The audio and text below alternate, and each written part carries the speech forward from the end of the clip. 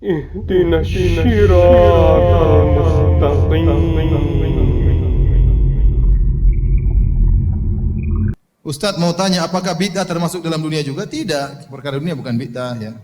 Mikrofon bukan bid'ah, televisi bukan bid'ah ya. Bid'ah tidak berkaitan dengan sarana, bid'ah berkaitan dengan tujuan. Masjid, pondok di zaman Nabi tidak ada pondok. Apakah pondok bid'ah? Tidak, itu sarana untuk belajar. Sarana untuk belajar ya. Di zaman Nabi tidak ada ilmu nahwu dan shorof. Maka itu bukan bid'ah karena itu bukan tujuan.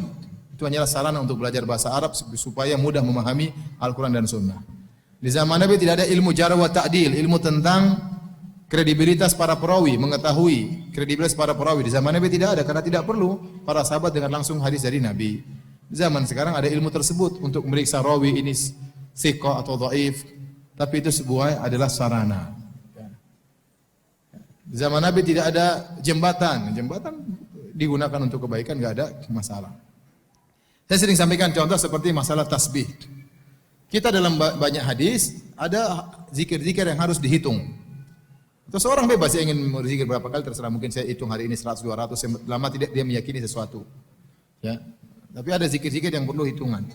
Nah, kalau orang menggunakan tasbih sebagai alat bantu hitung, maka itu enggak ada masalah. Karena itu hanyalah sarana untuk menghitung. Tapi kalau tasbih tersebut dijadikan ritual, kalau tasbih dengan zikir dengan tasbih lebih besar pahalanya, apalagi tasbihnya sudah diinapkan di kuburan, apalagi tasbihnya terbuat dari kapal kayu Nabi Nuh.